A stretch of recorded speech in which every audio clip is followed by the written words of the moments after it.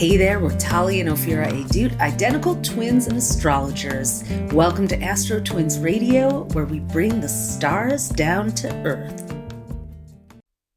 Could it be that we have a week ahead of us that is not full of frantic, frenetic, fiery energy, and instead offers us an opportunity to lay down our swords, to find some harmony, to ground ourselves, to opt for serenity over intensity?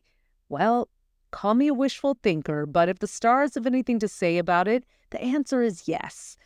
Tali here from the AstroTwins with your weekly horoscope podcast for the week of May 6th through 12th, a relatively tame week, and I haven't been able to tell you that for a while. In fact, I think I've used the word intense more than I care to admit over the last 6 weeks. But as we ease into May, things are starting to feel a bit more serene. We do have Mars, the warrior planet, in Aries, and, that's going on until June 6th. We talked about that last week. So it's not like everything's going to be, a walking bliss bubble around here. But on Monday, May the 6th, Mercury, which rules our communication, our thought processes, how we exchange information, is making the third in a trio of connections to Chiron, the asteroid that we call the Wounded Healer.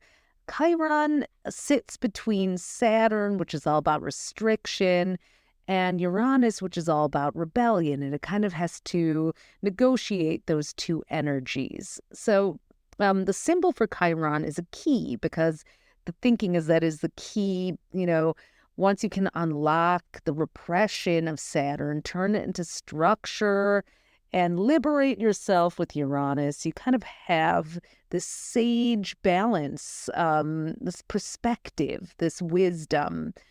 Now, Mercury, can be buzzy and quick, and Chiron can be easily triggered and dysregulated. So when they met for the first time on March the 20th, it's possible that it stirred up, they met in Aries, by the way, and all three of these Mercury Chiron conjunctions are in Aries.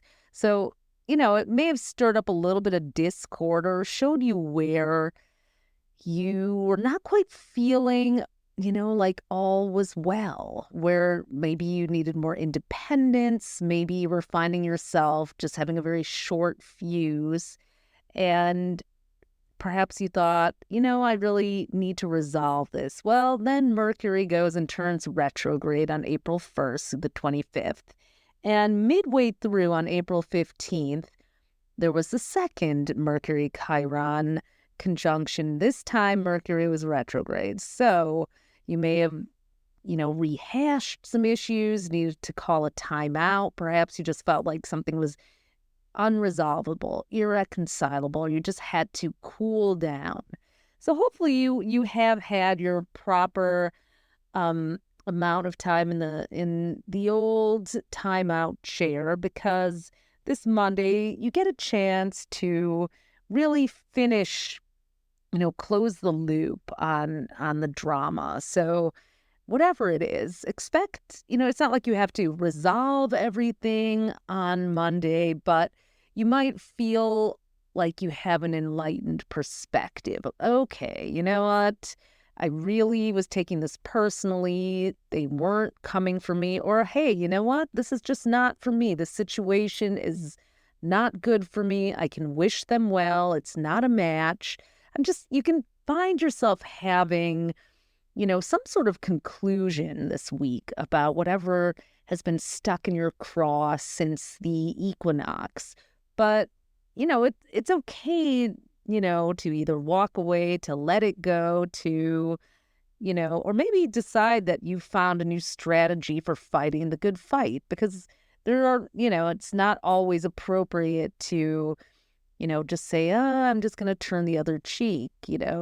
That's not how change happens. But you may have an illuminating insight about a more strategic way of going about your mission. And if you need some help in the strategy department, well, Tuesday is the day when the year's only new moon in Taurus comes in and really brings this much needed level-headed energy. This new moon is sextile to Saturn. Sextile means it's 2 signs apart, so there's a real friendly energy between the two. So Saturn is in Pisces now, 2 signs apart from Taurus, but it actually is just kind of on a weird paradoxical energy because Saturn's very grounded and Pisces is super creative. And interestingly enough, Taurus has, a similar dynamic within its qualities. Taurus is an earth sign, so it is very sensible, but it's ruled by Venus, the sensuality and romance planet. So this new moon is kind of asking for a spoonful of sugar to help the medicine go down. It's going to help us plan and slow down and really think things through. It's going to help us to simplify and get ourselves back into the realm of common sense. There's been a lot of emotion flying around, a lot of hot-headedness with all the Aries energy. We've seen, anger kind of spinning out. There have been clashes with protesters and police. Nobody can get on the same side. But this new moon in Taurus, new moons happen when the sun and moon are at the same degree in the sky. So the sun kind of being this main character energy, this power, and the moon being the supporting castmate, as we like to call it, on the emotional side of things, the nurturer. So they're aligning once a month in this way. The sky goes dark, so we kind of have this blank canvas. Obviously, what's happening out there in the world isn't working for anyone. We're not being able to, find agreement among the discord. And so this new moon may allow us to kind of calm down, come to the negotiation table, lean into some of that Venus desire for harmony and peace. Venus also rules Libra, which is a sign of balance. And Taurus, it more focuses on our values, our self-worth. What do we consider to be our humanitarian values for our survival here on this planet?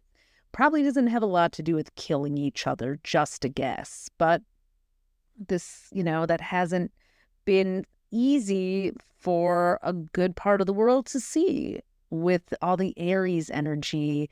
The eclipse in Aries last month, we had a solar eclipse on April 8th, and Mercury was retrograde in Aries last month, and Aries is brave, Aries is courageous, but Aries doesn't always give us that long range view, whereas Taurus, being a sensible earth sign, can help us to take a breath and get ourselves centered again.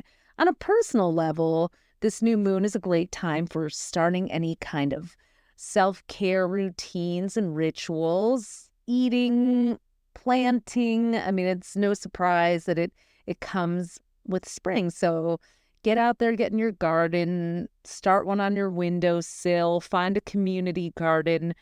I just actually did my front yard landscaping. I have a little patch of a front yard, but just the other day, just even raking up leaves and breaking out the tree trimmer and getting a few branches down and, clipping off the tulips that had died. So sad to see them go. I don't know, just it lifted my mood. And being in nature, we forget we're so disconnected from it. We forget how much of a mood booster and a remembrance of who we are it can be. So I don't know. That's my PSA for the Taurus new moon. If you're not an outdoorsy person who likes to get their hand in the dirt, you can go enjoy the arts too. Taurus is eleganza. This new moon is all about, go out for a lovely meal that's plated beautifully, farm to table.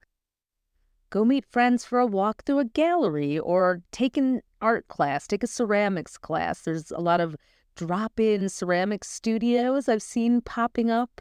And go ahead and put your hands in some clay, see what you can make. It's very this tactile energy. You could also, if you don't feel like doing anything, go get a massage. Let yourself be touched. Give hugs. Taurus loves that TLC. It reminds us to be in our bodies. That's something that, with all the, energy moving around in the world, anxiety, we can forget sometimes to really just connect and be in our own bodies. That's what I love about being out in nature. Walk in the grass barefoot. Do just anything you can to, get the sensations moving on your own skin. That's what this new moon really would love for you. Now, Mother's Day weekend comes with a beautiful bonus. Just, some icing on the cake of what we hope will be a much-needed week that we could describe as lovely, a lovely week. May we all please have one, universe. So Mother's Day and all of Mother's Day weekend, the moon will be in Cancer. How perfect is that? Cancer is the sign of the mother. So if you are a mom or you're celebrating a mom, go on over to astrostyle.com. We have a weekly forecast that we do, and there you can find a little prescription for what to do to celebrate yourself or the mom of any sign. Oh, how perfect. My Cancer dachshund Lux just strolled on up to me, and you might hear his little clipping of his paws.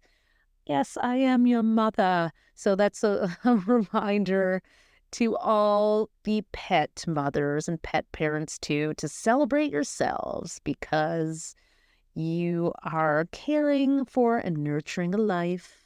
I'm a pet mother, proud pet mother myself of little Lux, my dachshund. So we are wishing everyone a happy Mother's Day week and hopefully some what we like to call contagious ease coming your way to just smooth over all the rough spots. No, we're not talking about sweeping anything into denial, but with this new moon being in a cooperative angle to Saturn, it's like simplify. Less is more.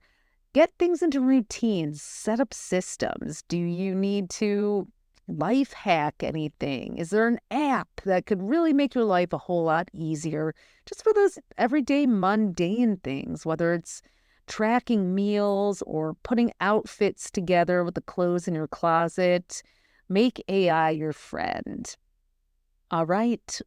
Short and sweet podcast this week. Next week, there's a lot of transits coming. So we're counting down these final days of Jupiter in Taurus.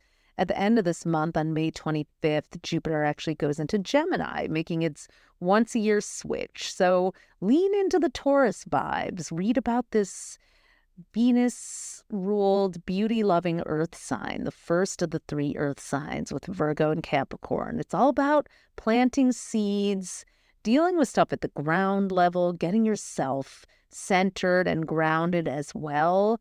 That's not an easy feat in the world we live in, but I know you can do it. I'll be back again next week. In the meanwhile, follow us on Instagram at AstroTwins and get your daily, weekly, monthly horoscopes at astrostyle.com. As always, thanks for listening. You can discover more of your star power at astrostyle.com and be sure to follow us on social at AstroTwins. Join us next time for more cosmic fun.